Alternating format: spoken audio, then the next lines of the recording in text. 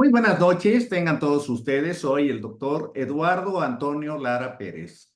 A nombre de la Fraternidad Médica por la Salud, Médicos Unidos por México y el Colegio de Médicos del Estado de Veracruz, tengo el gusto de presentar la videoconferencia del día de hoy, que lleva por título La cuádruple carga de malnutrición y va a ser disertada por la licenciada en nutrición Lilia Mayrel Santiago Lagunes.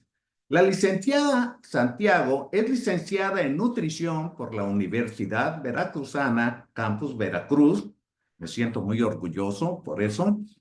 Es especialista en nutrición clínica pediátrica, adscrita a la Unidad de Nutrición Hospitalaria Ambulatoria en el Instituto Nacional de Pediatría en la Ciudad de México. Es profesora de nutriología básica y avanzada y también da asesoría de nutrición en consulta privada. También quiero mencionar que Lilia es de las iniciadoras de las videoconferencias de Médicos Unidos ya hace más de 4 años. Así es que siempre es un gusto para mí recibir, ver, admirar y escuchar muy atentamente lo que Lilia nos trae el día de hoy. Así es de que los micrófonos son tuyos y muchas gracias por esta videoconferencia. Buenas noches a todos, bienvenidos a la sesión de hoy. Es un gusto y un placer, como siempre, ser su invitada, doctor Lara, y todo el gremio. Para mí ha sido mucho crecimiento profesional en los últimos años a la par de estar compartiendo conocimiento con ustedes.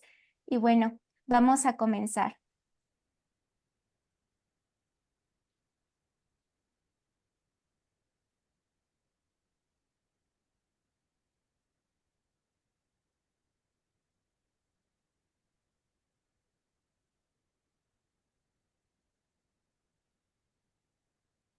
De favor, si hay alguna eventualidad con la presentación o mi audio y video, me mantengo al pendiente para solventarlo.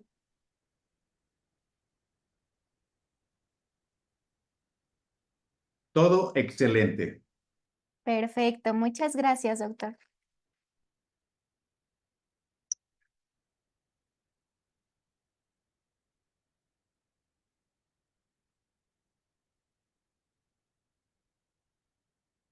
Muy bien, pues el día de hoy compartiremos con ustedes el tema de la cuádruple carga de malnutrición. Vamos a platicar más a fondo de todo esto. En primera instancia, hay que reconocer y reconceptualizar este concepto denominado malnutrición, que ha tenido varias modificaciones y adaptaciones a lo largo de los últimos años. Tendríamos entonces que entender que este término se hace referencia específicamente para hablarnos de las carencias nutricionales, de los excesos y los desequilibrios tanto de la ingesta calórica y de los nutrimentos que va a tener un individuo. Entonces tenemos todo este desajuste completo ya entendido actualmente como el concepto de malnutrición. ¿Y de qué está compuesto este concepto? ¿Quiénes están involucrados dentro de la malnutrición? Cuando hablamos de malnutrición, tenemos que hablar de los fenómenos de desnutrición, de la deficiencia a partir de lo que comemos y de la sobrealimentación. Entendiendo dentro del círculo de la desnutrición, que es cuando el organismo no obtiene la cantidad suficiente de calorías y proteínas, sobre todo, para garantizar un crecimiento adecuado, funciones vitales y una actividad física normal. Actualmente sabemos que la desnutrición se puede producir al comer menos alimentos de los que necesitamos para nuestro requerimiento, o también puede ser secundario por padecer alguna enfermedad que impida como fenómeno adyacente la absorción de diferentes nutrimentos, como cuando hay parásitos o cuando hay fenómenos de diarrea persistente. Además, es habitual que la desnutrición vaya acompañada de las deficiencias específicas de diferentes micronutrimentos. En el caso de la sobrealimentación, Aquí hacemos referencia sobre todo a cuando consumimos más calorías a partir de la alimentación de las que nuestro cuerpo necesita para su actividad física habitual. La sobrealimentación puede producirse por diferentes causas que vamos a platicar, pero de las más conocidas es simplemente por comer más cantidad de alimentos de los necesarios, pero también puede ser por comer alimentos que tengan un exceso de calorías, como aquellos ricos en azúcares, en grasas, y también puede coexistir con deficiencias nutricionales dietéticas. Ahora, cuando hablamos de la deficiencia dietética, hacemos referencia a cuando la dieta, es decir, lo que nosotros comemos, no aporta determinados micronutrientes que son esenciales en cantidades suficientes. Estas deficiencias en la alimentación se producen porque no se consumen determinados nutrimentos o porque la persona tiene algún problema para absorberlos y utilizarlos, como alguna enfermedad subyacente o algún periodo en específico.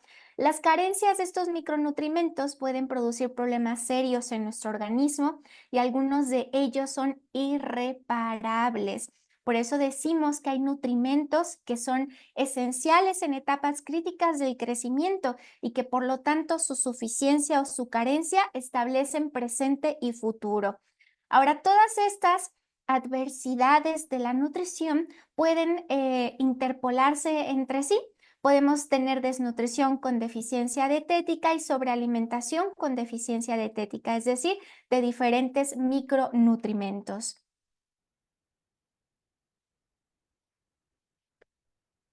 Ahora, para entender todavía más este tema de la malnutrición, podríamos hablar en los últimos años de una clasificación acerca de la triple carga de malnutrición que es conocida por todos a nivel mundial.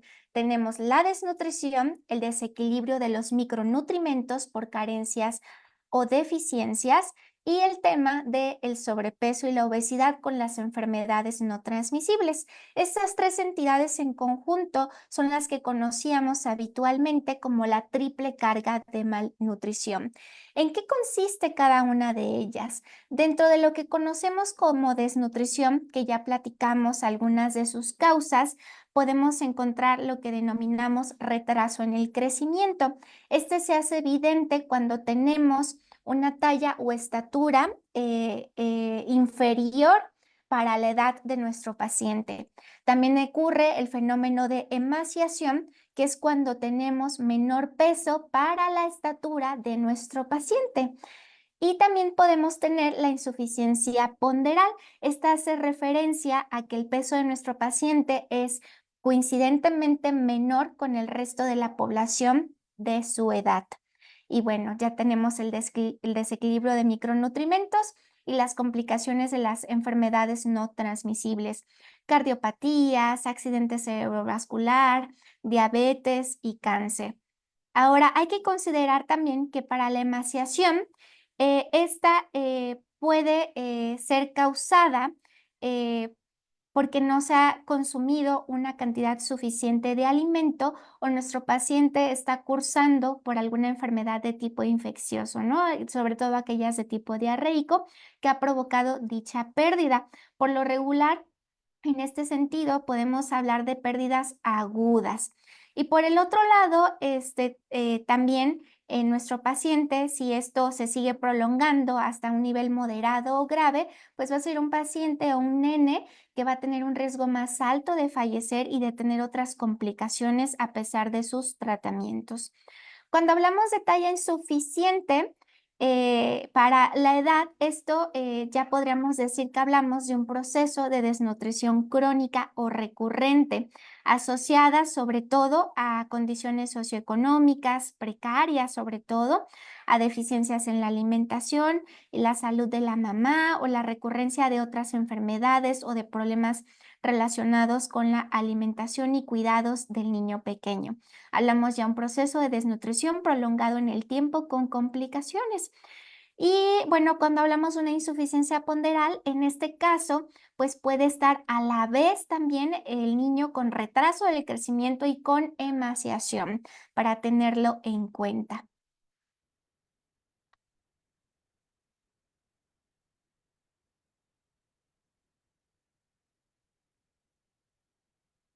Muy bien.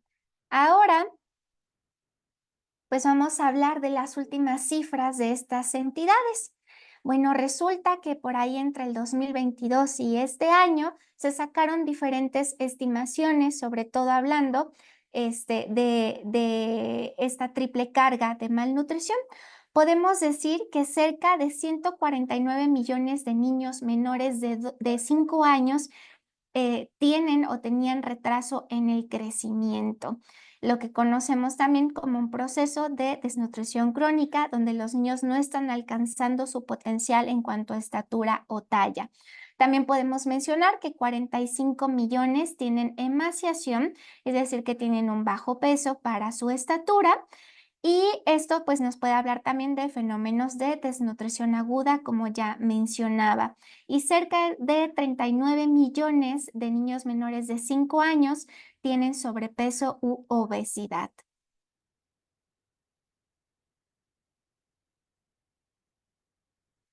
Ahora, sabemos que alrededor de la mitad de las defunciones de niños menores de 5 años tienen que ver con la desnutrición, y estas muertes se registran sobre todo en los países de ingresos bajos y medianos.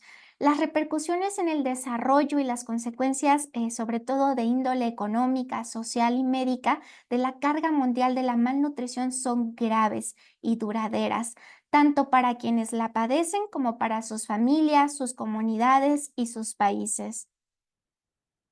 Más adelante vamos a hablar un poco acerca del impacto económico que tiene la carga de malnutrición.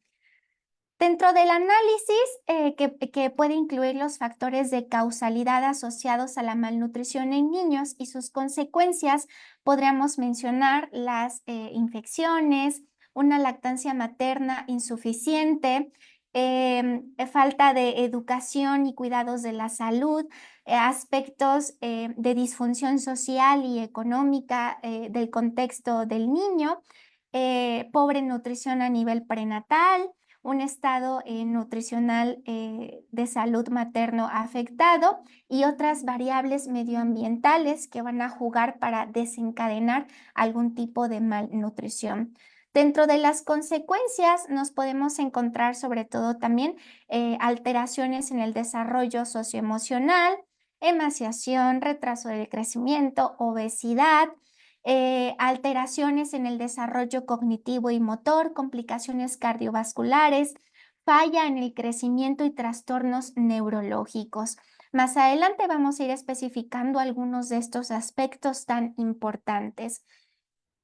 Algunas de las otras prevalencias hasta el 2020 que podemos observar son las que están aquí en esta gráfica, donde vemos cómo estaban las incidencias de bajo peso, al nacer, de lactancia materna, retraso del crecimiento, emaciación y sobrepeso y obesidad.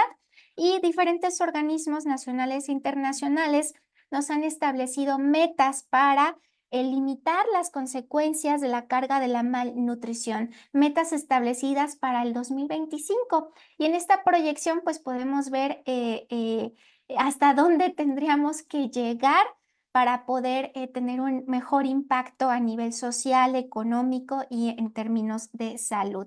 Vemos, por ejemplo, que en los últimos años parecería que el bajo peso al nacer pudo contrarrestarse, pero aún estamos como un 4 o 5% lejos de nuestras metas para el 2025 y el 2030.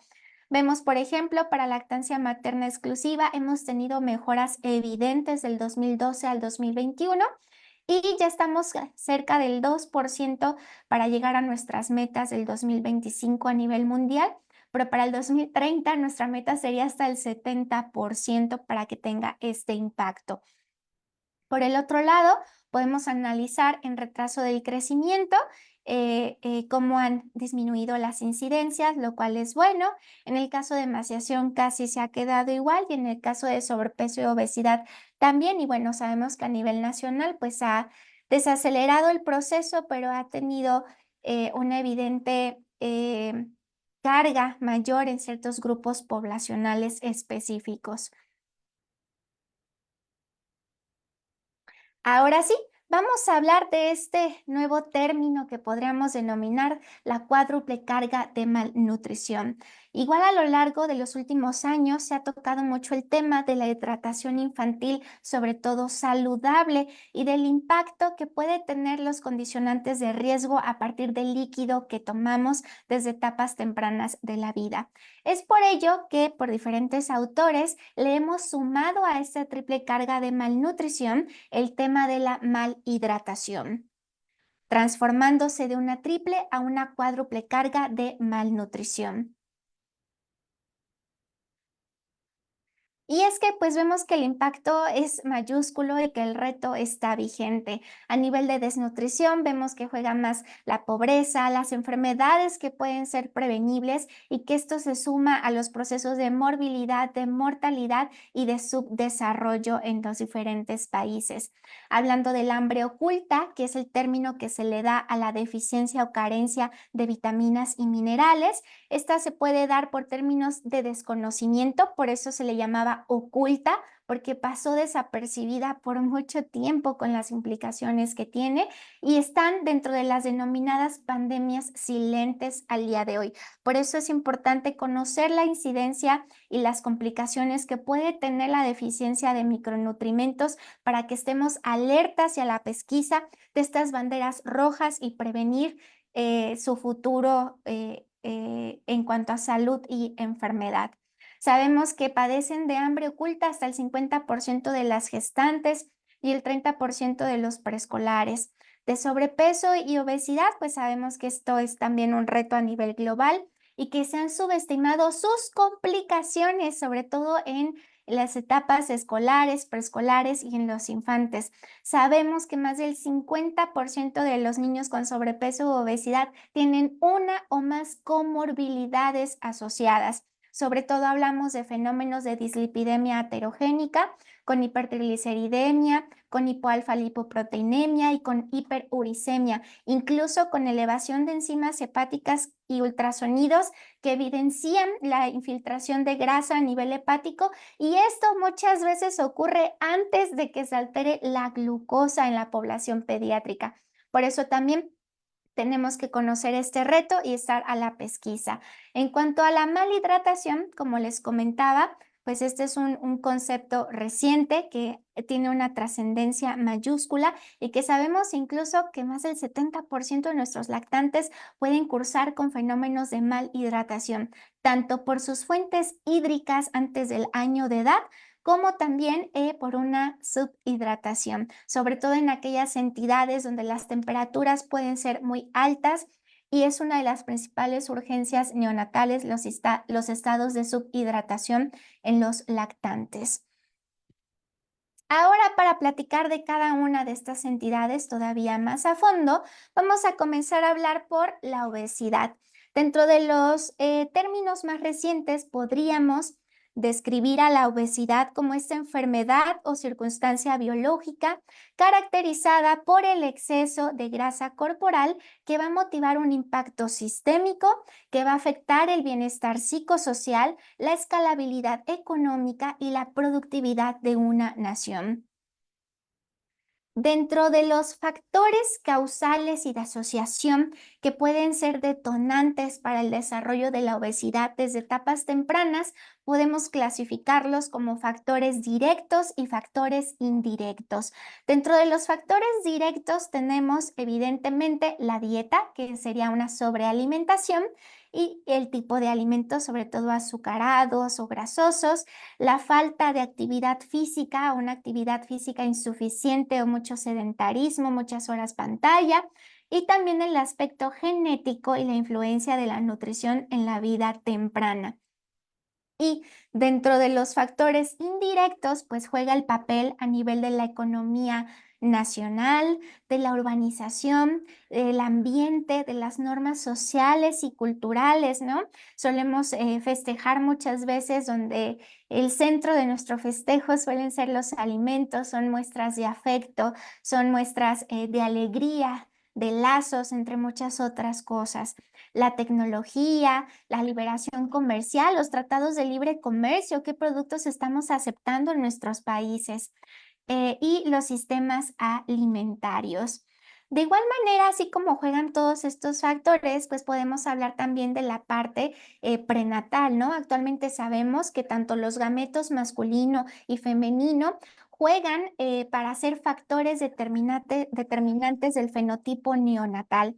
Es decir, van a participar también para la conformación y la morfología, por ejemplo, de la placenta, donde se puede modificar el nivel de flujo y que tengamos una perfusión todavía más amplia, sobrealimentando al feto, donde haya un sobretransporte de proteínas, de grasas, de hidratos de carbono, donde la producción hormonal en nuestro macroambiente durante la gestación tengamos un desequilibrio entre los niveles correctos de insulina y de cortisol, de los factores de crecimiento y de producción de citocinas, sobre todo aquellas de tipo proinflamatorio, y esto evidentemente puede modificar el metabolismo de nuestro producto. Y esto a nivel postnatal pues puede impactar en el peso al nacer si es un pequeño macrosómico, en la composición corporal si nace un pequeño con mayor masa grasa que muscular o lo predispone a esto, el tipo de metabolismo que va a tener y el desarrollo del tejido adiposo, del hígado, del sistema musculoesquelético, del cerebro, del páncreas y del corazón. Todo esto es lo que conocemos, perdón, como una programación en la vida temprana.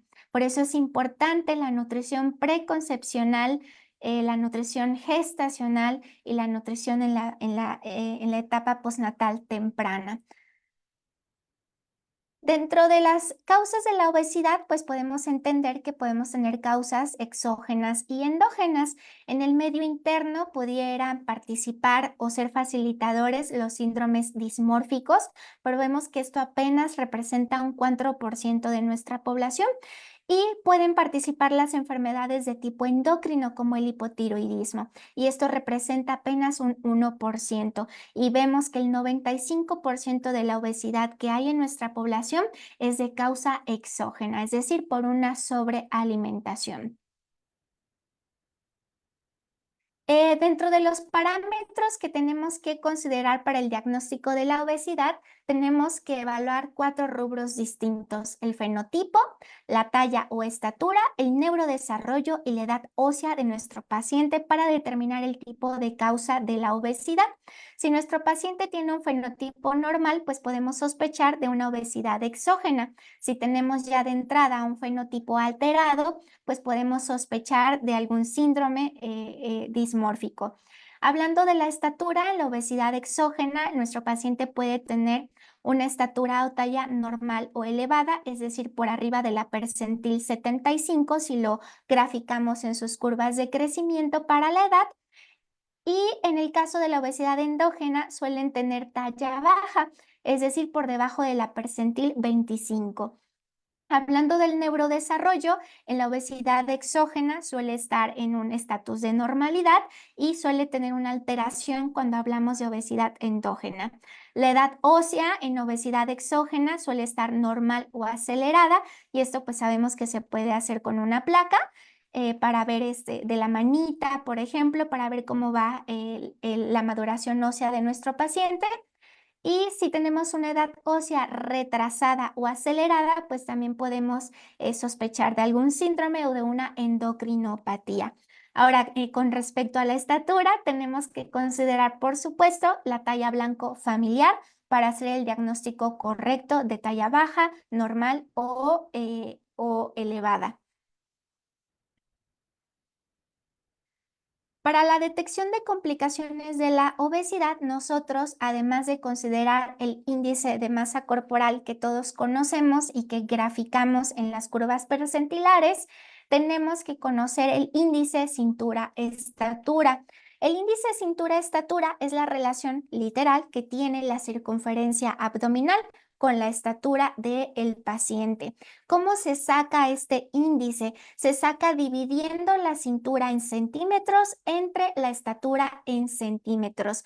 Y si nuestro paciente tiene un ICE, que sería la abreviación, mayor a 0.50, sería un paciente con riesgo y con diagnóstico de obesidad central. Esto es importante porque si tenemos un índice de masa corporal que aparentemente no tiene riesgo, pero si nuestro índice cintura-estatura sale mayor a 0,50, automáticamente es un paciente de riesgo. ¿Por qué? Por la fisiopatología de las complicaciones de la obesidad que vienen secundarias al exceso del tejido adiposo visceral con la subsecuente cascada de citocinas proinflamatorias y toda la afectación sistémica que esto conlleva, como resistencia a la insulina, entre algunas otras. Nosotros por eso lo manejamos así como viene aquí en esta clasificación. Además, si nuestro paciente, bueno, sale con un índice de masa corporal normal y además tiene un índice de cintura-estatura por debajo del riesgo, vamos a darle estrategias de prevención y a darle una vigilancia periódica de todas formas. Ahora, en este índice es súper importante las centésimas, porque entre una centésima y otra, es decir, de 0,50 a 0,51, dependiendo de la edad, podemos tener hasta una diferencia de 3 o 4 centímetros de cintura. Por eso nosotros ponemos muy bien la parte de décimas y centésimas para que lo puedan utilizar.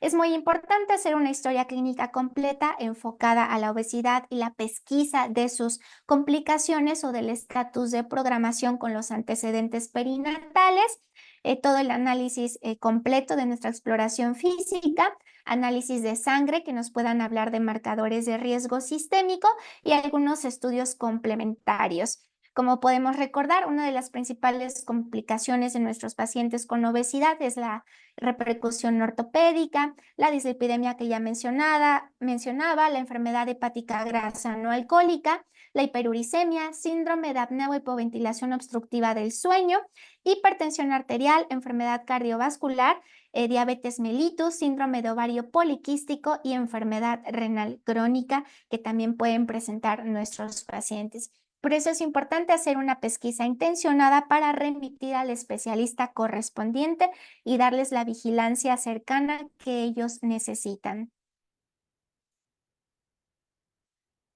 Dentro de las estrategias de intervención que tenemos que considerar para nuestro paciente con obesidad, de primera instancia, pues vamos a tener que es el estilo de vida saludable, de manera integral y de manera progresiva, con cambios graduales en donde nuestro paciente participe en la toma de decisiones.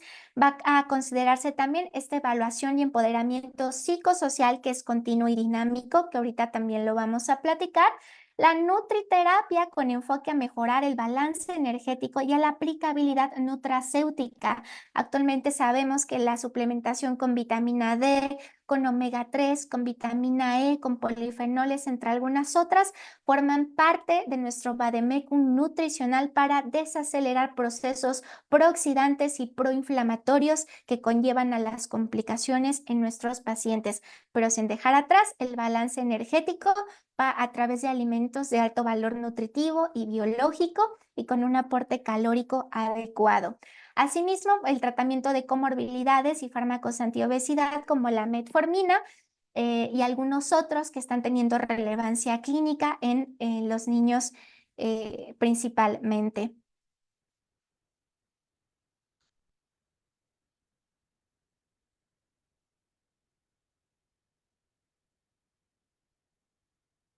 Ok, como les mencionaba, dentro de los tratamientos de obesidad, lo que tenemos que enmarcar siempre en mayor grado son los cambios de conducta favorables en la salud de nuestro individuo para formar un mejor estilo de vida. Pero ¿cómo hacemos esto? Actualmente todos sabemos que hacer actividad física, que comer saludable, pues puede prevenir muchas complicaciones en nuestra salud. Sin embargo, llevarlo a cabo puede ser complicado de acuerdo a nuestras rutinas diarias. Es por ello que es importante analizar los factores de predicción de abandono terapéutico en nuestros pacientes ambulatorios con sobrepeso y obesidad. Podemos ver, por ejemplo, que hasta el 80% de nuestros pacientes abandonan sus intervenciones en la primera consulta. En el primer trimestre nos quedamos prácticamente en el 70%, al segundo trimestre nos quedan 20% de pacientes y al tercer y cuarto trimestre nos queda 10%, pero porque hay abandono al seguimiento. Observamos que hay problemas personales, que hay indecisión o rechazo a la motivación, falta de pérdida de la motivación, problemas emocionales, un entorno adverso, un contexto difícil para nuestro paciente y complicaciones de la enfermedad. Es así que en la búsqueda de información de estrategias terapéuticas, pues nos encontramos que en los últimos 10 años resulta que menos del 4% del total de las publicaciones corresponden a estrategias terapéuticas para tratar y prevenir la obesidad, a pesar de la epidemiología que ya mencionamos. Esto es relevante porque la mayoría de los estudios en torno a la obesidad van en torno a la fisiopatología, a la parte molecular, tal vez a la parte farmacéutica, pero no nos hablan mucho de estrategias de intervención en cuanto a la formación de hábitos saludables. Y a partir de este análisis y observación de la poca evidencia que hay, pues también podemos tomar algunas estrategias para intentar aplicarlas en nuestros pacientes y podemos hacer publicaciones o tener otras estrategias de invención nueva basada en evidencia que también podemos publicar para ver qué está funcionando y qué no con los pacientes con sobrepeso y obesidad. Es así que parte de las estrategias que utilizamos en el instituto es identificar como recursos los factores de protección y los factores de riesgo en nuestro paciente a nivel personal o individual, a nivel de sus pares y a nivel familiar y a nivel de comunidad, que puede ser, por ejemplo, sus amigos, su escuela o donde tiene algún taller de recreación extraescolar. Entonces, nuestros recursos van a ser esos factores de protección y los factores de riesgo vamos a encontrarlos como obstáculos. Esto nos va a permitir generar estrategias específicas que nos permitan el cambio conductual hacia el éxito de nuestro tratamiento. Nosotros utilizamos el sistema que ya tiene pues muchos años acerca del modelo de cambio conductual de Prochaska y Di Clemente y que nos han ayudado muchísimo todo el equipo de psicología y de psicopedagogía para su aplicación y intervención. Tenemos también que lo conjugamos con el modelo de las 5D del cambio conductual. Esto nos habla y nos sirve para muchos otros tratamientos, no solo para la obesidad.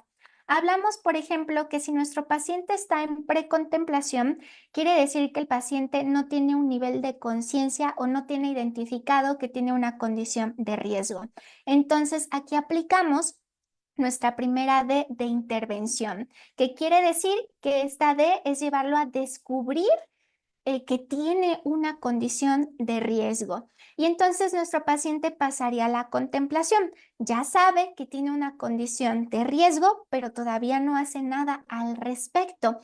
Entonces tenemos que llevarlo a la decisión, proponerle nuestra estrategia terapéutica, hablarle de los beneficios que se obtendrían con la intervención, los riesgos que hay si se mantiene sin hacer ningún cambio, como para buscar hacer conciencia entre algunas otras alternativas. Y ya una vez que nuestro paciente está decidido, pasa a la preparación, es decir, ya sabe que tiene un problema y ahora ya comienza a tener... a querer tomar esta decisión de decir, sí, yo quiero hacer un cambio para mi vida. Ahora, para pasar de la preparación a la acción, nuestro paciente tiene que tener la disposición de apegarse a nuestro modelo terapéutico, en donde él es muy importante que participe de manera activa en las metas y propuestas que vamos a trabajar. Y entonces, cuando nuestro paciente ya está dispuesto, ya empieza a tomar acción para ejercer todos estos cambios en su estilo de vida. ¿Y cómo logramos el mantenimiento? Bueno, con la disciplina y constancia que tenga nuestro paciente. Y al mismo tiempo, con todos los beneficios en su salud que él vaya obteniendo a través de estudios, de cambios físicos, de sentirse mejor, de tener una mejor relación con su comida, que disfrute y le guste hacer alguna actividad física con sus amistades o con su familia. Y bueno, si caemos en disfrutar de estos cambios, pueden convertirse en esa recompensa intrínseca que nos lleve a la dependencia de los hábitos saludables. Sin embargo, es importante resaltar que este modelo de cambio conductual puede tener recaídas en ciertos periodos o momentos del tiempo. Entonces, puede tener un camino bidireccional, pero es importante la identificación para saber qué tenemos que trabajar en específico en ese momento. Y como les digo, esto no solo aplica para la obesidad, sino puede aplicar para otras condiciones. Es así que nuestro objetivo es que nuestro paciente se sienta empoderado, que sea capaz de tener su propio automanejo, que es la administración conductual, que se sienta con autoeficacia, que es creer en sí mismo por los cambios que él ha logrado, esta parte de autocuidado, dirigiéndolo a su propio desarrollo y de bienestar, que él sienta que tiene control sobre la situación, que participa en las tomas de decisiones y que tiene cambios en el equilibrio de poder en la relación de profesionales-paciente. Ya es una relación también bidireccional. Algunas de las otras estrategias que han tenido suficiente evidencia científica, pues vemos que cuando hablamos de que el paciente se mantenga activo, pues hay menor prevalencia de sobrepeso y obesidad, menor ganancia o disminución de grasa, disminuye el índice de masa corporal y disminuye la cintura con actividad física y también con actividad física más los hábitos de alimentación más saludables. Cuando hablamos, por ejemplo, de la participación de los padres en la formación de hábitos saludables, vemos que también impacta más en la disminución del índice de masa corporal y en la prevalencia de sobrepeso y obesidad, asimismo como la disminución de bebidas azucaradas y un mejor estilo de vida y hábitos saludables. De igual manera, con la participación de los padres y el estilo de vida, también mejoramos el porcentaje de grasa. Entonces, es evidente que el estilo de vida saludable en compañía o aislados y que involucra mejores patrones de alimentación y de bebidas y de actividad física, pues va a impactar en este riesgo de sobrepeso y obesidad y de sus complicaciones. En el instituto se han adaptado algunos modelos que también nos ayudan a hacer estrategias más rápidas y de un entendimiento más fácil para nuestro paciente. Aquí, por ejemplo, lo adaptamos de una autora que se apellida Lali y ella establece un modelo de formación de hábitos de manera simple y que lo divide en dos fases. En la primera fase, citan a los pacientes cada semana durante 8 semanas con mediciones semanales.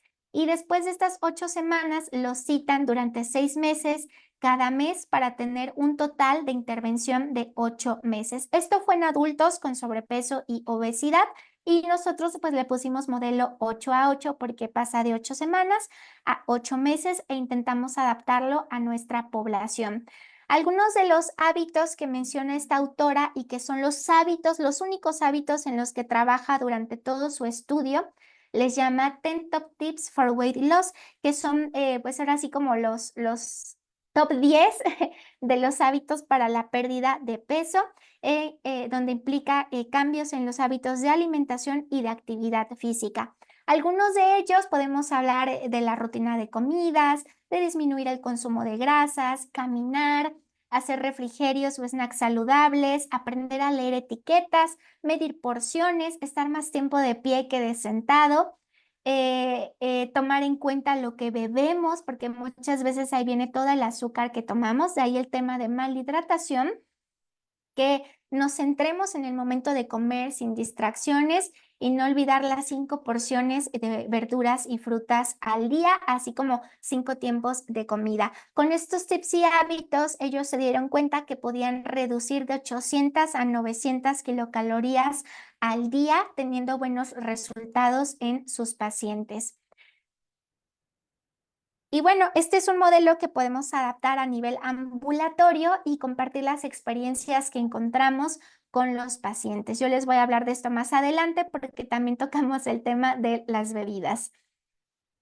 Ahora, hablando del hambre oculta, bueno, ya entendimos que es un problema global que afecta a más de 2.000 millones de personas en todo el mundo con la carencia de estos micronutrientes y que más de 1 millón de niños menores de 5 años mueren cada año por deficiencias de vitamina A y zinc. Sabemos que la deficiencia de micronutrientes está usualmente causada no necesariamente por no comer o por la falta también de una diversidad alimentaria, sino también por los recursos alimentarios que nosotros utilizamos y que eso va a impactar en el crecimiento y desarrollo de los niños. Sabemos que para esos niños van a tener más dificultades en su proceso de aprendizaje y más dificultades en su vida laboral en etapas de su adultez. Se sabe que los adultos que vivieron un proceso de desnutrición cuando eran niños ganan 20% menos que aquellos que no lo tuvieron. De igual manera, sabemos que el retraso en el crecimiento en los niños eh, les va a impactar en los siguientes 15 años de su vida y que eso también va a incrementar el riesgo de desarrollar otras enfermedades como diarrea, malaria, entre algunas otras. La malnutrición en niños aumenta 10 veces más el riesgo de morir de enfermedades que son prevenibles en niños sanos.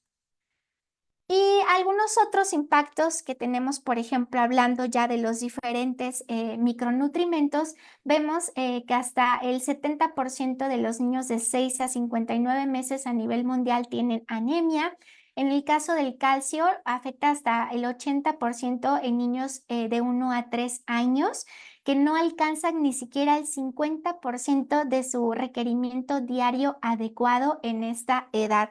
Eso también es importante porque recordemos que en la adolescencia o hasta la adolescencia termina de cubrirse hasta el 80% de la densidad mineral ósea que es dependiente de calcio y de vitamina D. En el caso de las vitaminas A y C, hasta el 96% de los niños de 1 a 3 años de igual manera no alcanzan ni el 50% de su requerimiento diario. En el caso de la vitamina B12, hasta el 40% de los niños de 12 a 59 meses tienen deficiencia, con todas las implicaciones neurológicas que tiene este nutrimento tan esencial para el cerebro. De ácido fólico, hasta el 60% de niños de 12 a 59 meses son deficientes. En el caso de zinc, 800,000 niños mueren cada año, presumiblemente por deficiencia de zinc, por las complicaciones en la salud que tiene este nutrimento tan funcional. Es así que si hablamos de las diferentes etapas, el hambre oculta puede impactar en los niños con bajo peso al nacer, aumenta las tasas de riesgo de mortalidad, hay alteraciones en el desarrollo mental y aumenta el riesgo de enfermedades crónicas. En los infantes, pues nos causa retraso del crecimiento, una capacidad mental más disminuida, mayor frecuencia de infecciones, un adecuado catch-up de crecimiento ponderoestatural, por eso está relacionado con retraso en el crecimiento, menor productividad y menores tasas de mortalidad. En cuanto a los adolescentes, también pueden quedarse con talla baja, menor capacidad mental, más fatiga y aumenta también su susceptibilidad a infecciones. Y si hablamos también, por ejemplo, de retraso en el crecimiento a los 2 años, eso también se ha observado a nivel poblacional que puede disminuir el riesgo, que puede disminuir los años de escolaridad cerca de 0,9 años, que aumenta el riesgo de perder un grado escolar hasta un 16% y que también puede limitar los ingresos que tengan durante su vida hasta un 10%. Por eso es que esto también tiene un impacto en la productividad y en la economía, de acuerdo a los alcances que tengan estos infantes en su vida adulta. Otras situaciones que podemos analizar secundarios a la deficiencia de los micronutrimentos, pues podemos hablar también de que 150,000 bebés nacen actualmente con defectos severos en el nacimiento secundarios a deficiencia de ácido fólico. Aquí podemos hablar del labio paladar hendido, por ejemplo, procesos de anencefalia. Y también su deficiencia está asociada con uno en cada 10, en una de cada 10 muertes en la edad adultas relacionadas con enfermedades del corazón. ¿Por qué? Porque también la deficiencia de folato se relaciona con mayores niveles de homocisteína, y sabemos que homocisteína alta, sobre todo en la edad adulta, tiene asociación directa con mayor riesgo cardiovascular. Vemos en el caso del yodo, que anualmente 18 millones de bebés tienen alteraciones mentales relacionadas con la deficiencia de yodo materno, que también es una de las primeras causas de retraso que se pueden prevenir y que tiene que ver con niveles de IQ mucho menores, hasta 15 puntos, con niños habitualmente sanos. En el caso del hierro, pues también vemos que está relacionado a las causas de mortalidad infantil, que también impacta en la capacidad de productividad cuando hay anemia. Hacen 1.6 mil millones de personas que tienen anemia tienen menor productividad. También complicaciones e imparidad en el desarrollo mental en el mundo. Y bueno, así podemos hablar también de la vitamina A y del zinc, como para tener en cuenta algunas de estas incidencias. En el caso de la vitamina A, pues está relacionada con prevenir ceguera en el mundo, con compromiso del sistema inmunológico, y también en el caso del zinc podemos hablar de incidencias de enfermedades infecciosas como la diarrea asociada a deficiencia de zinc, que mata a 9 millones de niños cada año, de infecciones respiratorias cerca del 27%, y hasta el 6% por todas las causas de mortalidad.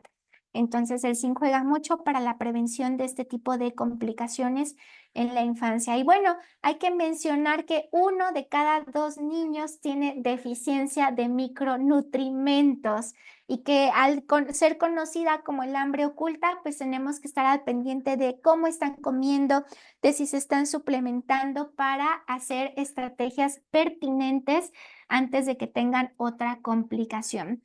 Es así que dentro de las causas del hambre oculta podemos hablar que van a impactar el crecimiento poblacional, el cambio climático, que es algo que se ha hablado mucho también en Médicos Unidos y en la Alianza por una Nutrición Materno-Infantil. Se sabe que los cambios en el subsuelo, que el nivel de hidratación de los frutos que comemos y todo esto ya no es el mismo que hace algunos años, que hay algunos que pueden tener incluso más glucosa, menor aporte de líquidos y de otros minerales importantes. Entonces, el cambio climático también juega aquí. Enfermedades, la pobreza, la inequidad de género, y también el acceso o no a servicios de salud que sean seguros. Entonces, todo esto también abona como causas del hambre oculta. Hablando del hambre oculta como tal, pues ya les mencionaba la importancia de algunos nutrimentos, dentro de los cuales los que tienen mayor prevalencia es la deficiencia de hierro y de zinc. Se sabe que de hierro, cerca de 2.000 millones de personas tienen deficiencia de este nutrimento, y que esto impacta en el más del 30% de la población. Vemos sobre todo que en países en desarrollo las tasas en menores de 5 años y en embarazadas andan en promedio del 60%, tantito más, tantito menos. Por eso también tenemos que estar a la pesquisa, porque hay deficiencia de hierro antes de que cumplamos criterios de anemia, y la deficiencia ya tiene impacto, sobre todo neurológico. Estamos hablando de que en nuestro país, de acuerdo a las últimas encuestas nacionales de salud y nutrición, en el caso de nuestros preescolares veníamos manejando hasta el 2012 menores incidencias, Pero en el 2018 esto se repuntó y ahora tuvimos incidencias mayores que en 1999. Por lo tanto, también tenemos que estar al pendiente. Y aquí hablamos ya de anemia, por lo que las prevalencias de deficiencia pueden ser todavía más altas y que es algo que no se suele reportar de manera habitual. ¿Por qué es importante el hierro? Sabemos que el hierro forma enlaces biológicos con átomos de oxígeno, nitrógeno y azufre, que forma partes de hemoproteínas no enzimáticas como la hemoglobina y los citocromos, que forma parte de proteínas de almacenamiento y transporte, que es importante para la replicación celular y la acción hormonal, y que también nos ayuda en la diferenciación y crecimiento de tejido epitelial. Vamos a tener que el hierro, sobre todo a nivel cerebral, pues va a participar en la mielinización, que es cofactor de enzimas en la síntesis de neurotransmisores, la expresión de genes del hipocampo, sobre todo para el aprendizaje, la memoria y la cognición, la expresión de factores neurotróficos, transmisión de impulsos nerviosos y formación y ramificación de dendritas. Es por ello que el impacto de la deficiencia de hierro puede modificar más de 300 genes y proteínas en nuestro organismo. Y es así que nos puede dar como resultado alteraciones en la neurofisiología y en procesos regulatorios, en el funcionamiento cognitivo, motor y del lenguaje socioemocional. Todo esto en estudios de seguimiento en niños, en humanos, no son de carácter experimental. Puede haber modificaciones auditivas y visuales, alteraciones en el ciclo sueño-vigilia, peor rendimiento y afectaciones en tareas ejecutivas. Ahora, cuando se les da seguimiento hasta la adolescencia, secundario a lo analizado con respecto a las anormalidades en la síntesis de neurotransmisores, en una mielinización deficiente y alteraciones en el metabolismo cerebral, vemos que aumentan los odds ratio, que es decir, el riesgo de padecer trastornos psiquiátricos. Hablamos que hay casi 6 veces más riesgo para desarrollar trastorno bipolar, que se triplica el riesgo para trastornos del espectro autista, que casi se duplica el riesgo para trastorno de déficit de atención e hiperactividad, entre algunos otros. Todo esto por todas las funciones importantes y que nuestro cuerpo por alguna razón prioriza el eritrocito sobre las neuronas. Por eso la deficiencia puede estar antes de que se detecte anemia y es importante que estemos al pendiente para evitar el impacto neurológico. Tenemos entonces que en etapas tempranas la deficiencia de hierro puede impactar en una neuroprogramación anómala, tanto estructural y funcional del cerebro, con todas las implicaciones que platicamos. En nuestras mujeres gestantes podemos tener riesgo duplicado de prematuridad, alto riesgo de cesárea, de toxemia, insuficiencia placentaria y afectación emocional. Sobre todo está asociado a depresión postparto y que todo esto puede tener menores tasas también de lactancia materna, con todas las implicaciones que conlleva. Vamos a hablar, por ejemplo, de que en etapas más tardías sigue con la afectación cognitiva, emocional y del desarrollo neurofisiológico, y esto que les comentaba, ¿no? Que el cuerpo prioriza el eritrocito a expensas del sistema nervioso, del músculo y del corazón ante la deficiencia de hierro. A nivel nacional e internacional es importante que conozcamos las pautas de suplementación para que de acuerdo a nuestro paciente y su individualidad sepamos hacer prescripciones en etapas tan tempranas como sea posible. Sobre todo en nuestro país que tenemos altas tasas de anemia. Cuando hablamos de hierro, es importante mencionar un poquito del yodo. Ahorita van a ver por qué. El yodo es otra de las deficiencias nutricionales prevalentes a nivel mundial y sobre todo prevenibles. Es importante para el metabolismo de energía, para la síntesis de hormonas tiroideas, como regulador de crecimiento y desarrollo, para la reproducción y regulación de la temperatura. A nivel cerebral, pues sabemos que es importante para el desarrollo del sistema nervioso, para la formación de sistemas enzimáticos neuronales y para la mielinización de neuronas. La deficiencia de yodo es reconocida como la causa más común de daño cerebral prevenible en el mundo. Por eso también es importante y porque resulta que el bocio y la anemia por deficiencia de hierro coexisten hasta en un 25% de los niños en edad preescolar, en edad escolar, perdón. Entonces, si tenemos anemia o deficiencia de hierro, vamos a estar al pendiente siempre de buscar carencia de yodo. Y bueno, la anemia por deficiencia de hierro puede deteriorar el metabolismo y la tiroides de diferentes maneras. Por eso es que también tiene un impacto importante. De igual manera, a nivel nacional e internacional, tenemos bien instituidas las diferentes recomendaciones de suplementación oral de yodo para alcanzar la suficiencia. En el caso de la carencia de zinc, bueno, sabemos que también es la segunda causa de deficiencia nutricional a nivel mundial, porque la tercera parte de la población en el mundo está deficiente. Y en nuestro país, bueno, vemos que las incidencias en el embarazo y la lactancia también son altísimas y casi el 30% de nuestros niños menores de 11 años tienen deficiencia. Y si hablamos de Latinoamérica en sí, pues hablamos que más del 50% de la población se encuentra en alto riesgo de deficiencia, sobre todo en zonas rurales, y que también es un problema invisible de salud pública. Y esto sin contemplar el embarazo adolescente. ¿Por qué es importante el zinc? Porque participa en el crecimiento, en la división y diferenciación celular, porque regula más de 300 enzimas, porque conforma proteínas, sobre todo estos famosos dedos de zinc que están involucrados en la transcripción de genes, sobre todo para aquellos relacionados con el crecimiento, porque sin el zinc puede haber alteraciones en diferentes hormonas que dependen del zinc, la osteocalcina, la testosterona, hormonas tiroideas del crecimiento, la insulina necesitan zinc, porque es necesario que trabaje junto con la vitamina D para el metabolismo óseo, para la inmunomodulación, para el transporte intestinal de iones y la reproducción, y que más de 3.000 proteínas en humanos tienen sitios específicos de unión al zinc. Por eso la implicancia clínica que tiene este nutrimento en las complicaciones del hambre oculta. En el cerebro está distribuido ampliamente en el hipocampo, en la corteza cerebral, en la amígdala y en el bulbo olfatorio.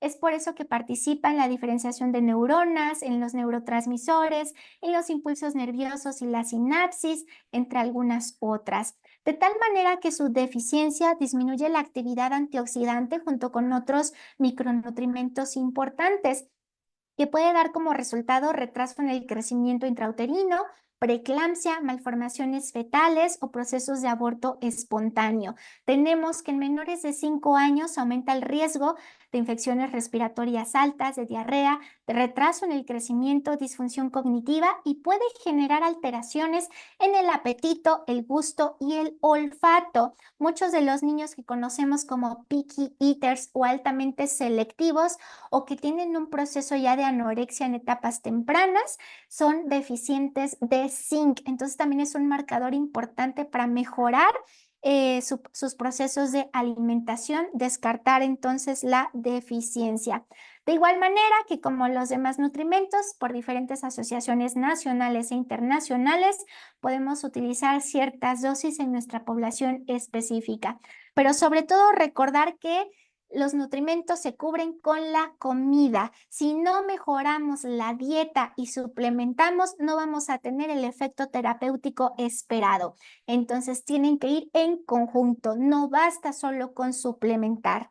Esto también con suficiente evidencia científica. De tal manera que las carencias nutricionales desde la etapa prenatal pues van a impactarnos para la morfología y función de los diferentes aparatos y sistemas, y que pueden predisponer para diferentes enfermedades. Y esto también ha sido estudiado en humanos a través de guerras o hambrunas o diferentes circunstancias en las que se ha visto implicado el antropoceno a lo largo de la historia. Vamos a tener, por ejemplo, que las carencias nutricionales en el primer trimestre, con periodos de hambruna, fueron relacionados con mayor enfermedad coronaria en la adultez, con obesidad, con hipertensión; en el segundo trimestre con trastornos pulmonares y renales; y en el tercer trimestre con la parte neuropsiquiátrica. Y es que vemos cómo todos estos micronutrientes impactan para la conformación de los diferentes aparatos y sistemas. Podemos hablar de alteraciones en la filtración glomerular, en la sensibilidad al sodio, en la vascularidad, en la reducción y número de células beta, entre algunas otras, que van a impactar, por supuesto, en la salud y en la enfermedad en etapas posteriores. Ahora, si nosotros hablamos en el impacto en el desarrollo y la productividad y la mortalidad y lo que nosotros conocemos como DALI, que son siglas en inglés que hacen referencia a los años de vida ajustados por discapacidad.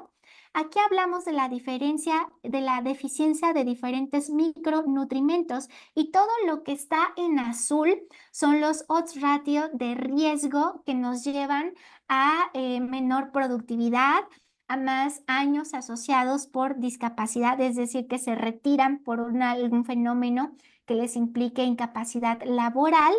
Y bueno, cómo eso también afecta en los costos médicos, la deficiencia de zinc, de hierro y de yodo.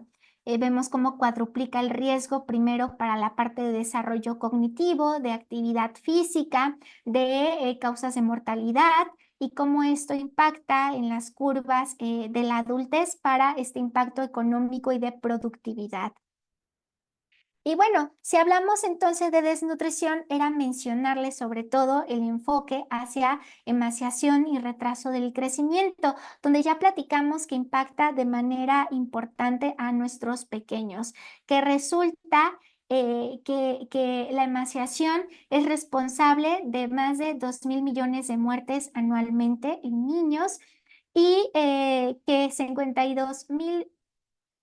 52 millones de niños menores de 5 años están severamente emaciados, y que los niños que tienen emaciación tienen 3 veces más riesgo de morir que un niño sano, y que bueno, todo esto impacta a que tengamos una mejor pesquisa en estos niños para hacer un tratamiento oportuno, sobre todo también buscar prevenir que nos caigan en emaciación y que tengamos una coordinación eficiente con los demás servicios de salud. Si hablamos de retraso en el crecimiento, pues sabemos que esto afecta a 162 millones de niños menores de 5 años, y que también dentro de las medidas que tenemos que considerar es que va a tener efectos también a largo plazo, y que tenemos que hacer cuidados a nivel preventivo desde la nutrición materna, desde mejorar las tasas de lactancia materna y tener un mejor apoyo comunitario, sobre todo en los centros de salud. Finalmente vamos a tocar este último, que es la cuádruple carga de malnutrición. Primera instancia, tenemos que recordar este concepto tan importante de la hidratación, que nos hace referencia a la hidratación adecuada y suficiente, que describe el consumo de agua que satisface los requerimientos de un individuo y que va a permitir mantener el organismo en un equilibrio hídrico, capaz de favorecer su homeostasis sistémica en cualquier circunstancia biológica y ambiental. En la infancia sabemos que el agua es un componente esencial de la lactancia, que la leche humana es abundante en agua, y que también va a ser importante en la alimentación complementaria, aun y cuando continuemos con la lactancia materna, porque a través de estos procesos el infante va a recibir el aporte necesario para mantenerse adecuadamente hidratado, y sobre todo respondiendo también a altas tasas de pérdidas hídricas que tenga nuestro lactante para hacer la reposición correcta de líquidos y prevenir la subhidratación. Es así que la hidratación y la malhidratación pues juegan dentro de la cuádruple carga de malnutrición, sumándose a la ya conocida. Y este término de malhidratación ya se venía mencionando hace algunos años, desde el 2021. El doctor Walter Willett ya comenzaba a hablar al respecto de este tema. Él es profesor de salud y nutrición en la Universidad de Harvard, y es donde lo empezó a utilizar por primera vez. Muchos de los que sé que están conectados el día de hoy participaron en el consenso de hidratación infantil saludable llevado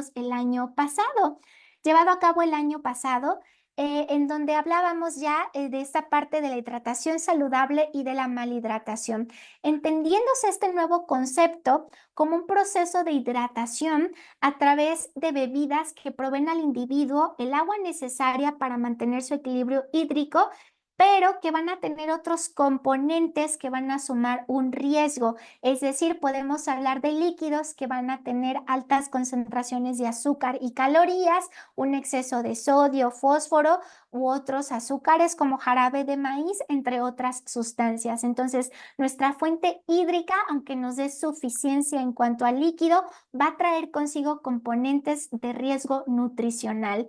¿Cómo está la parte de la hidratación del lactante y del preescolar en nuestro país? Vemos que el consumo de bebidas endulzadas comienza desde antes de los 4 meses de nacidos y que este va aumentando simplemente conforme va creciendo nuestro niño y que al año ya sobrepasa más del 50% y que a partir de los 2 años podremos hablar prácticamente de un 80% que prevalece perenne en los 5 años y más de bebidas endulzadas.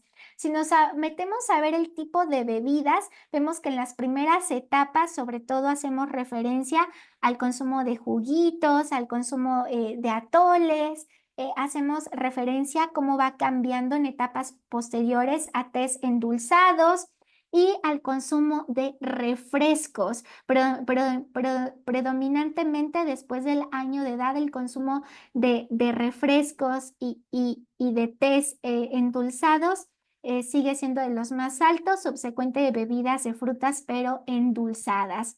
Y vemos que esto se perpetúa a mayores de edad, ¿no? De 1 a 4 años, de 5 a 11 años y de 12 a 19 años y posteriores, donde tenemos tanto bebidas lácteas y no lácteas y bebidas indulzadas, a pesar de que aparentemente no nos falta líquido. Por eso es un proceso de malhidratación.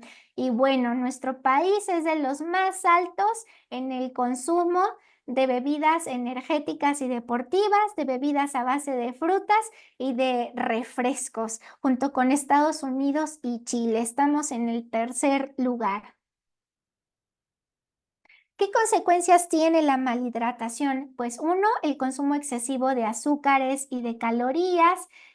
Podemos hablar también la ganancia excesiva de peso, obesidad y sus complicaciones, que sigamos programando para las preferencias alimentarias de riesgo con este proceso de malhidratación y que se perpetúe esta réplica transgeneracional del mal hábito de las bebidas endulzadas.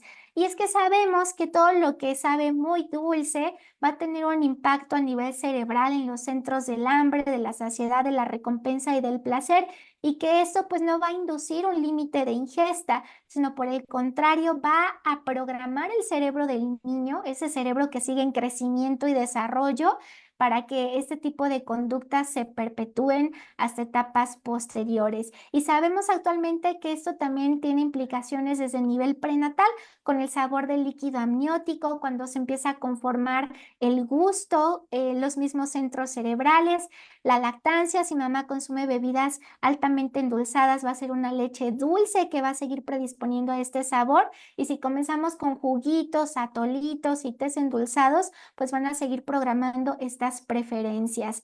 En los estudios donde aplicamos la estrategia de la autora Lally, también evaluamos varios hábitos, entre ellos el consumo de bebidas endulzadas, que era de los más prevalentes y con una ingestión reducida también de agua.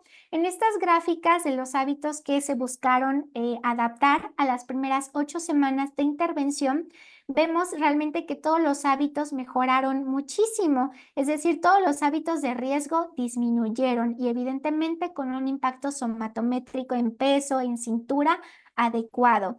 Y a los 8 meses de intervención nos dimos cuenta que el único hábito que repunta formando esta V en color rojo es el de las bebidas endulzadas.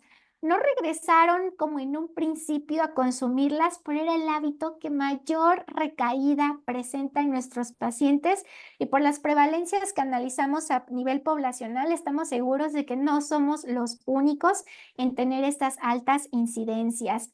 Por lo tanto, dentro del consenso de hidratación, pues generamos propuestas para favorecer una hidratación infantil saludable y entre ellas nos topamos con una escala del dulzor que se llama la escala Brix y que suele ser utilizada en la agricultura para medir el nivel de maduración del fruto y su subsecuente recolección. Y bueno, esto también se ha utilizado en la industria de alimentos y bebidas, esta escala Brix. En esta tabla podemos ver cómo a mayor concentración de azúcar vamos a tener unos grados Brix más altos y lo quisimos comparar también con con la leche humana, donde vemos que aparentemente tiene unos grados Brix altos, pero el azúcar más abundante es la lactosa. No estamos hablando de un azúcar añadida, como en el caso de los confitados, los caramelos, el refresco, los néctar de frutas y los jugos reconstituidos, que la concentración de azúcar se vuelve altísima.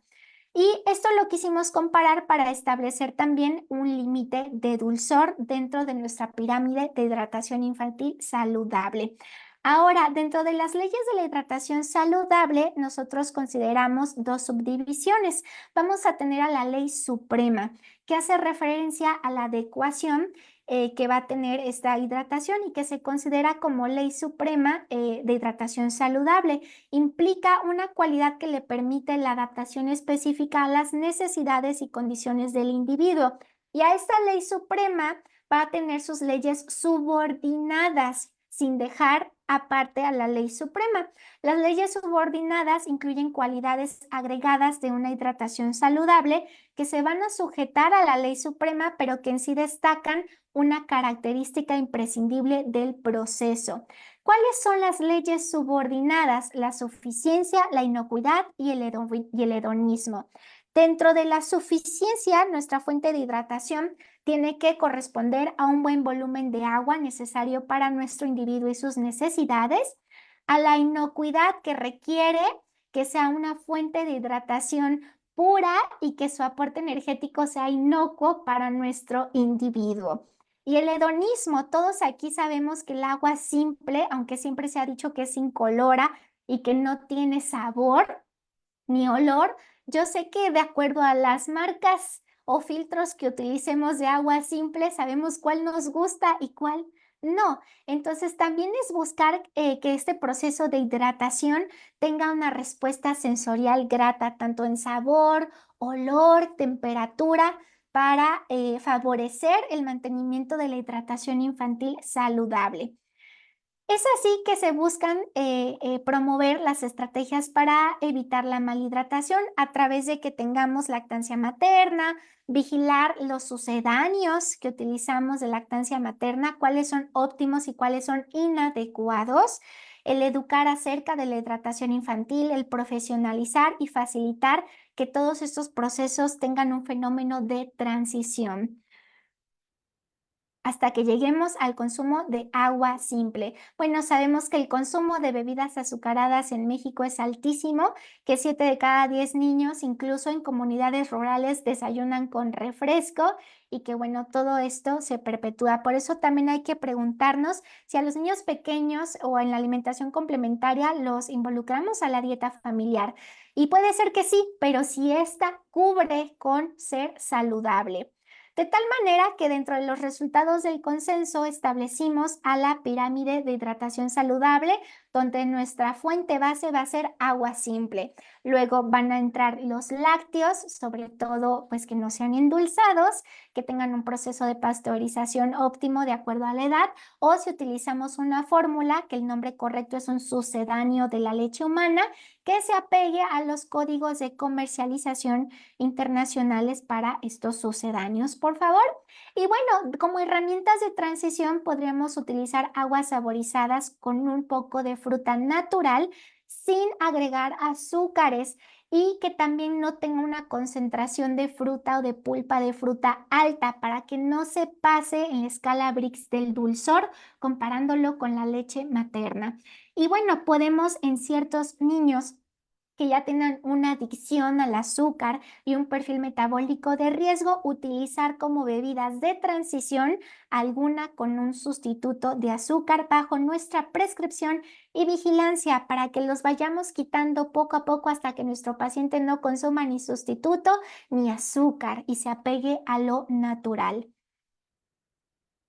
Dentro de las bebidas que se recomiendan para niños sanos de 0 a 5 años de edad, pues vamos a tener la leche materna, el agua simple, los sucedáneos optimizados y el agua con un poco de fruta que no tenga azúcares. Y lo mismo de 5 a 18 años de edad. De tal manera que dentro de las estrategias internacionales para afrontar la cuádruple carga de malnutrición, sabemos que a lo largo del tiempo han existido mejoras de alimentos y bebidas para lactantes y niños, sobre todo en lugares donde ha habido alta incidencia como el nuestro. Hemos visto que hemos tenido bebidas fortificadas, cereales fortificados, lácteos fortificados con nutrimentos tan importantes como ácido fólico, vitamina A, vitamina D, donde también, por ejemplo, tenemos sal yodada, que ya es un vehículo eficiente para el yodo, entre algunos otros productos. Y que esto pues va a jugar con la disponibilidad, el costo, el acceso y la competencia para ir diseñando cada vez más productos que nos puedan ayudar a contrarrestar el hambre oculta y la desnutrición. Es así que ya para finalizar, hay que recordar nuevamente que antes que la suplementación y los alimentos fortificados están las pautas de alimentación saludable que debe de cubrir las necesidades nutricionales para un infante. Tenemos que tener una alimentación diversa que va a requerir por lo menos de 5 de los 8 grupos de alimentos, donde juega la leche materna, los alimentos cárnicos, los productos lácteos, el huevo como un alimento funcional. Recordar que el huevo no nos suele elevar el colesterol y es un excelente alimento accesible y que tiene un alto valor nutritivo para nuestros pacientes. Legumbres y frutos secos, frutas y verduras ricas en vitamina A, otros grupos de frutas y verduras, cereales, raíces y tubérculos. Y además la alimentación debe de ser variada en sabores y texturas para nuestros niños. Es así que esto debe de jugar desde el establecimiento de la alimentación complementaria, que actualmente sabemos que es óptima y perceptiva, y que como estrategia nosotros la llevamos hasta los 5 años de edad, que son los que también tienen evidencia para preservar conductas y hábitos de alimentación saludables para etapas posteriores. No tiene por qué quedarse hasta el año de edad una alimentación complementaria saludable. Por eso nosotros la dividimos como temprana, como intermedia y de transición, con el impacto que tiene en la descripción de cada una de estas y donde juega una hidratación infantil saludable y perceptiva. Es así que como conclusión, pues vamos a tener que para buscar un óptimo, una nutrición óptima y saludable, pues que favorezca un óptimo crecimiento y desarrollo y que favorezca altas tasas de escalabilidad biológica y social, pues necesitamos lactancia materna, sucedáneos optimizados de la leche humana, buenos alimentos complementarios, fortificación de alimentos y suplementación. Y los fenómenos que van a estar relacionados con el riesgo de malnutrición, con altas tasas de mortalidad y morbilidad, y con una pobre escalabilidad biológica y social, pues va a jugar la malhidratación, las deficiencias nutricionales, sucedáneos inadecuados de la leche humana y la seguridad alimentaria. De tal manera que, como ya vimos, esto tiene un carácter multisectorial en donde participamos todos, sin exclusión alguna. Muchas gracias por su amable atención.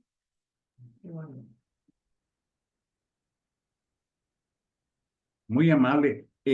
Ha sido una conferencia espléndida.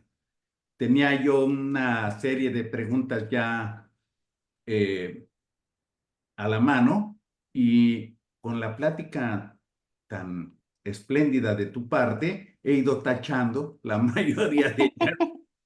Así es que me dejas muy poco margen y voy a aprovechar pues para decir que te felicitan desde Maracaibo el doctor Nelson Faría Montiel, de Argentina la doctora Josefina Artaza, de la Ciudad de México Froilán Guerrero, igualmente la doctora Araceli Silva, la doctora Olivia Sosa pregunta ¿Por qué es frecuente la anemia en lactantes y preescolares? Bueno, creo que se perdió una parte de la conferencia, pero si quieres darle un mensaje breve. Muchas gracias por sus comentarios, doctor, y demás asistentes.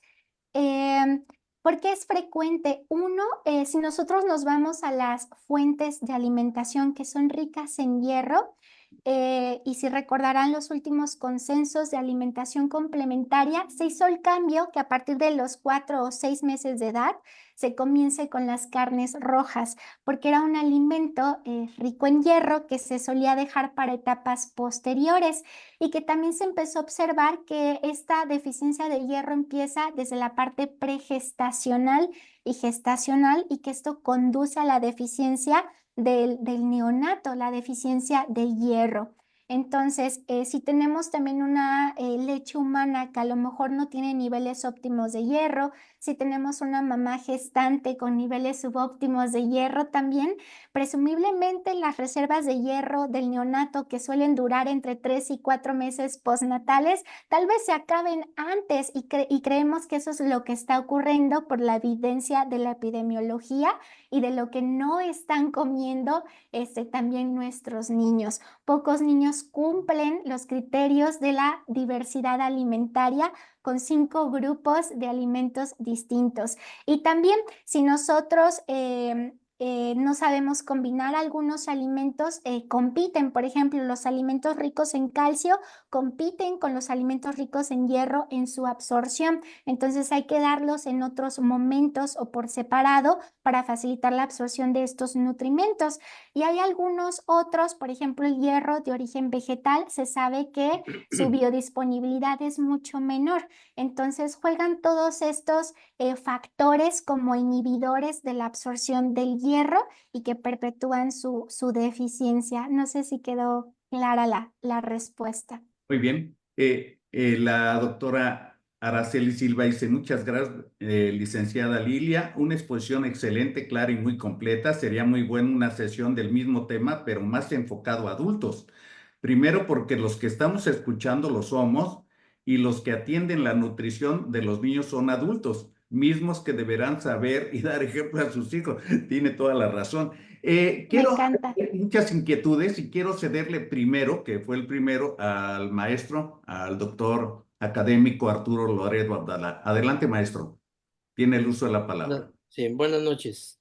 Bueno, rápidamente hay que desearle una felicitar a la licenciada por su extensa y clara presentación.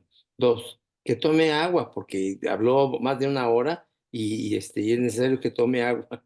Tres, insistir en la necesidad de que el ácido fólico, que es muy importante, lo prescribamos los ginecólogos y los ginecobstetras y los pediatras antes de que se embarace, 3 meses antes de que se embarace la señora.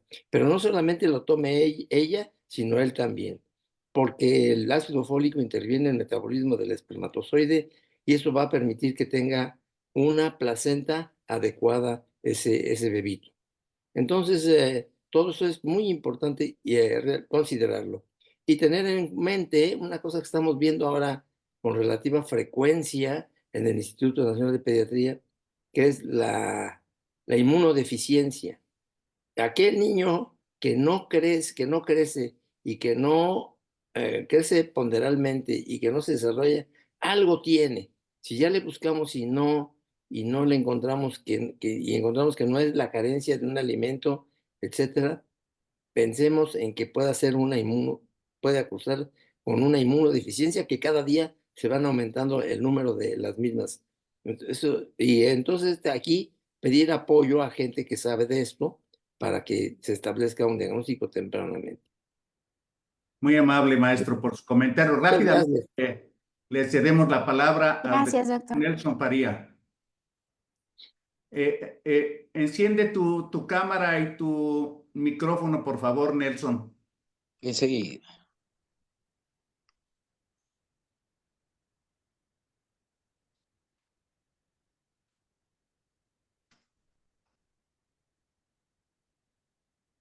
Bueno, aprovecho, la doctora Fabiola Aguilar dice que una super charla que hay que volver a verla en YouTube, por supuesto. Va a estar en unos minutos en nuestro canal. Adelante, Nelson. Buenas noches. Bueno, sobre todo ratificar la felicitación a la licenciada Santiago por su exposición, que es brillante, pero solamente para recordar, y ya en off, podríamos decir así, el doctor Lara y yo hacemos mención sobre un material excelente que ya está hace tiempo, creo desde el 2021, está en las plataformas de México Unidos por México, ¿verdad? eh, una conferencia que dictó el doctor Arturo Perea sobre alimentación complementaria óptima y perceptiva. Y yo particularmente tengo el manual, donde el autor es el doctor Perea con la colaboración de la licenciada Santiago, la licenciada Lara y el licenciado Río. En ese manual se enfoca de manera detallada, ¿verdad? El tema que de alguna manera la licenciada abordó aquí y lo detalla, me parece un material invaluable y ojalá que se pudiera de alguna manera rediscutir o reprogramar esa conferencia sobre ese manual, porque ahí se trata eh, detalladamente de los aspectos que la licenciada acaba de comentar acá. Inclusive el estado de la malhidratación, ¿verdad? Hay una parte, un punto, un capítulo pequeño aparte que es abordado sobre el aporte de agua y se hace mención específicamente a que es tan esencial el agua que debemos reponerla porque nosotros no tenemos depósito de agua. Agua que se pierde, agua que debemos reponer, porque pasa a ser como los aminoácidos esenciales. No hay forma de que nosotros la produzcamos, sino que tenemos que reponerla. Solamente a eso me quería referir y le agradezco la oportunidad, doctores. Y felicitaciones de nuevo, Lilia. Un abrazo desde acá. Muy Muchas amable, gracias. Nelson Faría, desde Maracaibo, Venezuela. Quiero mencionar, porque tú participaste, Lilia, en febrero de este año tuvimos un simposio en la ciudad de Ciudad Mendoza por los 50 años de la Escuela de Medicina de la Universidad Veracruzana, el campus Ciudad Mendoza. Y ahí se le dio importancia al cambio climático, de lo cual hablaste, y los impactos que tiene en la producción y biodisponibilidad con la alimentación que estamos recibiendo, que es totalmente diferente de la que recibimos algunos de nosotros que rebasamos los 70 años y que era totalmente diferente. Y en aquel entonces se lanzó por parte del doctor Arturo Perea una iniciativa muy interesante de la necesidad que tenemos de cuidar nuestro planeta, evitar el cambio climático o atacarlo de alguna manera, diciendo yo sí te cuido, que es una iniciativa hecha y que nos inspiró en mucho para abril de este año, también en los 72 años de la Escuela de Medicina del Campus Veracruz, cuando hablamos de los impactos de la medicina de primer contacto, nos pusimos a pensar cómo podría una persona participar en el cambio climático con un hábito saludable y que es además una necesidad, siendo México un país consumidor de bebidas azucaradas. Y con el estrés hídrico que tenemos, utilizamos nuestra poca agua y mal. Entonces se nos ocurrió decir una propuesta de yo solo tomo agua. Y eso implica, en primera, procurar acá en Veracruz, que hace tanto calor, tener un hábito saludable y también favorecer nuestra óptima hidratación, nuestro buen funcionamiento, y esperamos de esa manera que estas generaciones ejerzan un efecto dominó para que su familia, la gente alrededor, digan, bueno, si el doctor, el estudiante de medicina, toma agua, así debe de ser. Y está a colación porque en la Universidad Veracruzana, desde hace 2 años, se pusieron unos bebederos a partir de la pandemia, y creo que es muy bueno. Ahora tendremos que pensar cómo podemos evitar los envases de un solo uso que contaminan y dónde vamos a transportar nuestra agua que vamos a tomar, que también tiene algunos bemoles por ahí, de los cuales ya hemos hablado y que posiblemente vamos a compartir en alguna plática.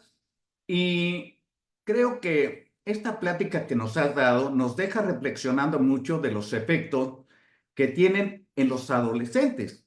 Tenemos una serie de adolescentes que han crecido con las ideas que vienen arrastrándose de décadas de la comida rápida, de las ablactaciones inadecuadas, con la fobia a las verduras, a algunas frutas, y que se vuelve un reto diario el querer convencer a un adolescente que entra en la rebeldía de que debe de consumir ese tipo de alimentos. Entonces yo quisiera pedirte un mensaje final con ese enfoque, si me lo permites, abusando.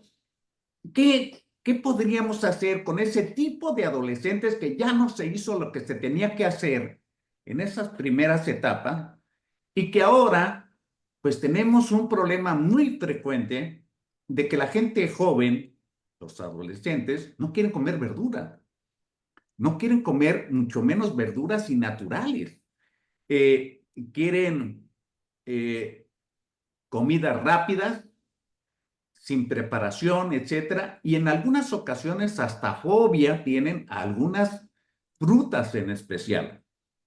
Estamos muy por encima del tiempo que destinamos siempre a las videoconferencias, media hora, que casi es algo, pero yo quisiera, si nos podrías dar un mensaje final de tu plática y un mensaje final de esto que me llegaron muchas preguntas con relación a eso. Y con eso, pues vamos a cerrar nuestra transmisión. Bueno, sin duda, esa parte del cambio climático pues es muy importante y algo que podríamos hacer desde nuestro granito de arena como aportar es que si la verdad nosotros comiéramos con moderación, es decir, las cantidades que nos tocaría comer, en la diversidad que nos tocaría comer, el impacto climático sería completamente distinto. Por ejemplo, uno de los alimentos que mayor impacto climático tiene es la producción de cárnicos.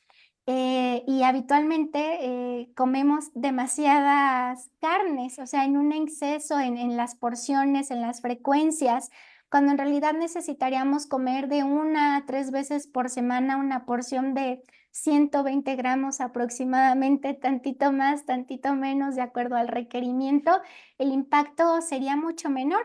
Pero los estudios epidemiológicos, hablando de hábitos en la alimentación, nos hablan que consumimos 3 o 4 veces más de lo que sería necesario en esa frecuencia de consumo. Entonces, reducir el consumo de cárnicos es importante. Y también, dependiendo el tipo de cultivos por región, también esa parte juega, ¿no? A veces queremos a nivel regional meter cultivos que a lo mejor no fueron diseñados para nuestro subsuelo y eso también lo modifica y genera que sean cultivos de difícil mantenimiento y eso también impacta en la calidad de la tierra y de los frutos. Y bueno, si comiéramos más verduras, o sea, idealmente nuestra alimentación debería de ser basada en vegetales. Tenemos la herramienta del plato del bien comer que a veces la conocemos, pero no siempre la aplicamos ni en nosotros mismos. Entonces, en ese plato vemos que casi la mitad del plato son de vegetales, que deberían de ser nuestra principal fuente de alimento y que la proteína animal o vegetal y que los cereales van a sumarle a esos vegetales. Entonces, la verdad es que comiendo saludable nuevamente y en nuestras porciones podríamos abonar mucho a mejorar el cambio climático.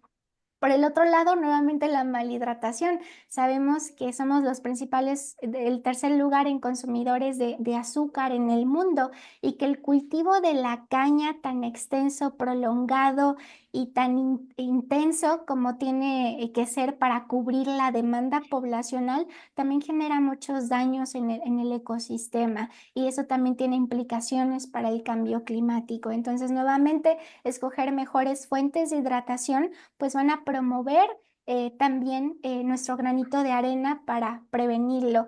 Y también recordar que el azúcar de caña no es nuestra única fuente de dulzor. Tenemos otros tipos de azúcares que incluso pueden mejorar nuestros ecosistemas. Por ejemplo, a lo mejor el miel de abeja controlado y como debe de ser, favorece la polinización. Algunos otro tipo de jarabes, no sé, la miel de maple, entre algunos otros productos que también dan dulzor. Incluso en menores cantidades pueden tener una escala Brix mayor que el azúcar y utilizamos menos cantidad. Entonces, todas esas pautas en alimentación saludable pues también pueden impactar en nuestro ambiente. Por un lado, y hablando de los adolescentes, pues idealmente nosotros también nos han enseñado en la clínica de adolescentes, con la dirección del doctor Perea, que es eviatra, que es la ciencia que estudia la zoología del adolescente. Lo ideal sería diseñar a nuestro adolescente en etapas tempranas, en conductas, no solo de protección o de prevenir riesgos, sino también de patrones de alimentación. Ya sabemos que la programación al dulzor está hasta en nuestros cromosomas y que ya vimos que a nivel intrauterino también se sigue programando la preferencia por el gusto de ciertos alimentos, sobre todo los azucarados y en menor medida los grasosos y luego en un poquito menor medida los salados, pero de todos estos hay esa programación por los circuitos cerebrales que tocan. Entonces suelen ser tendencias difíciles de tratar. Algunas de nuestras estrategias con adolescentes es que juega mucho la transición. Nuestro adolescente difícilmente nos va a cambiar de un día para otro al consumo de agua simple, por ejemplo, o al consumo de verduras. Entonces, el uso, por ejemplo, de sustitutos de azúcar o de aguas de fruta natural o incluso de refrescos sin azúcar pueden ser elementos de transición. No quiere decir que sean fuentes de hidratación óptimas. ¿Por qué? Porque nuestra meta es el agua simple, pero como recurso transicional suelen ceder en esa negociación. Ahora, es bien sabido que aproximadamente cada 10 o 15 días nuestra cavidad oral sufre una readaptación en sus papilas gustativas de acuerdo al estímulo del sabor percibido. Por eso también se dice que el sabor de los alimentos puede conducir también a la fisiopatología de una alimentación anormal, si hablamos de trastornos de la alimentación.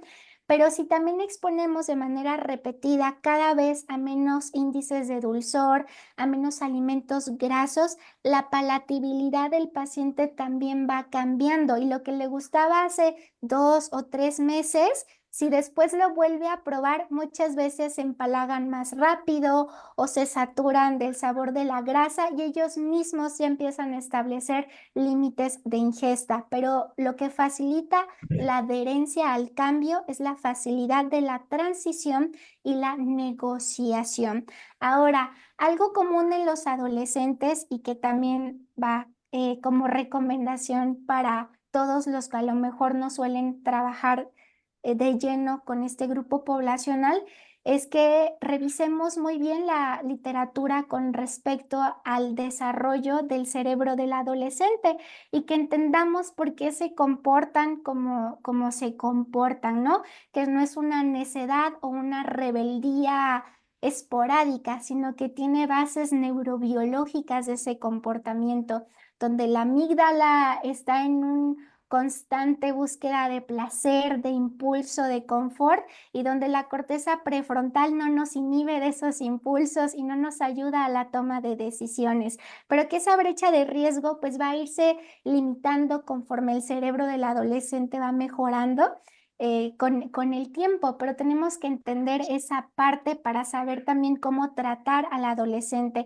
Hay artículos del doctor Perea, si no me equivoco, que hablan de la entrevista del adolescente y donde nos toca esas partes sensibles y conductuales para poderlos como enganchar y que tengamos un mejor rapport con ellos, desde la entrevista verbal y no verbal de lo que vemos. Al adolescente, primero, es importante que tengamos ese rapport, ese ambiente de confianza entre profesional con paciente. Es decir, podemos empezar hablando de su grupo favorito de música, de si le gusta algún deporte, si a la damita le gusta empezarse a dejar crecer las uñas, que se fijan más en el cabello, en la coloración de los labios, en las pestañas, incluso esta parte un poco narcisista y normal del adolescente puede ayudarnos como ventana de oportunidad para hablarles del impacto de la alimentación y de los beneficios de ciertos alimentos para ciertos objetivos. O sea, a lo mejor el objetivo del adolescente no es que tenga anemia o no es que tenga obesidad. A ellos a lo mejor les importa rendir más en el fútbol, verse más altos, y a las damitas que tengan mejor piel, mejor cabello, mejores uñas. Entonces a veces tenemos que irnos por esa parte para empezar a engancharlos con los demás cambios que tenemos que hacer.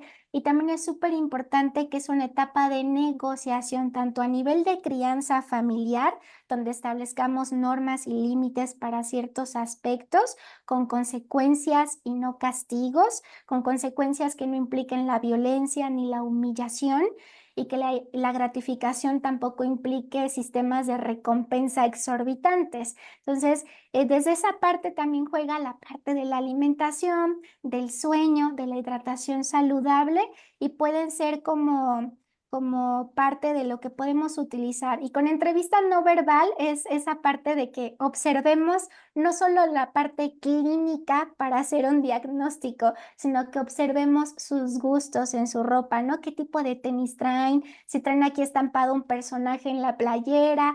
Todo ese tipo de detalles nos facilitan el establecer una conversación efectiva con nuestro paciente adolescente. Y bueno, yo soy muy joven como en este tema, y seguramente podrán escuchar todavía mejores estrategias de aquellos expertos que también nos acompañan hoy y de otros sitios que tienen mucha más trayectoria y experiencia trabajando con este grupo de edad.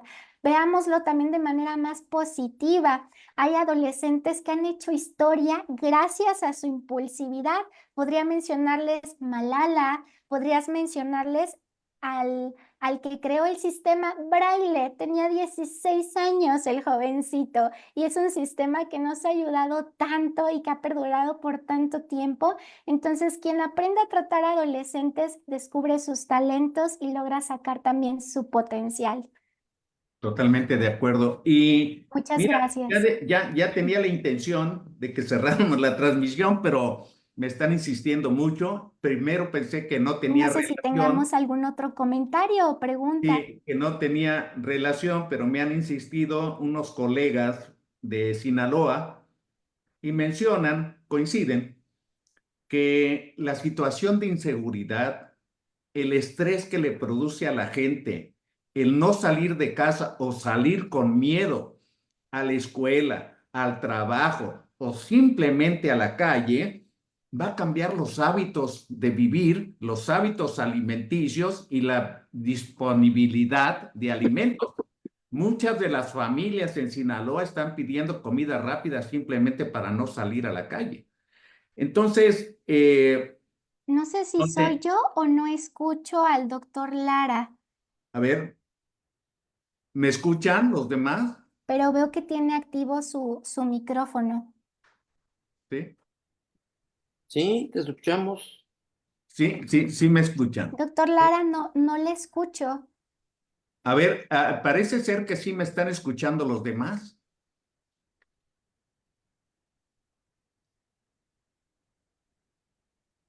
Bueno, vamos a tener que dejar como Yo tarea, sí escucho muy bien a los dos. vamos a tener que dejar La como escucho, tarea gracias. que posiblemente en la existencia de estos colegas de Sinaloa, la vida que están viviendo desde hace 2 meses con balaceras, inseguridad, masacres, etcétera, está cambiando la forma de vivir, la forma de pensar, y están en un constante estrés y temor. Y todas esas circunstancias ahora con la medicina integral, como se ha manifestado, pues tienen relación y van a tener repercusiones en la alimentación. Estaba mencionando que hay familias que ya no salen a comprar alimentos, que piden comida rápida para que no salgan de sus domicilios, o los niños van estresados y les dan cualquier cosa porque no salieron a comprar.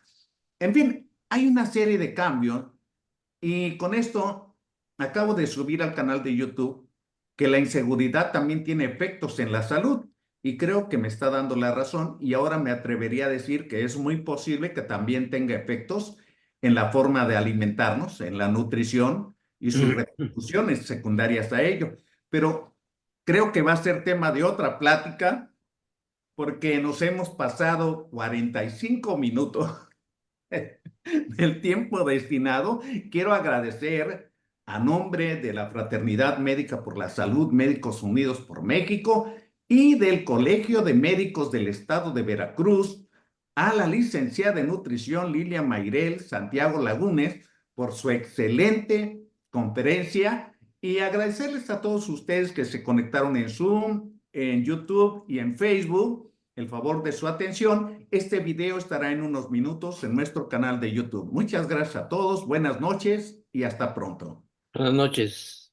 Buenas noches. Buenas noches. Muchas gracias. Saludos a todos.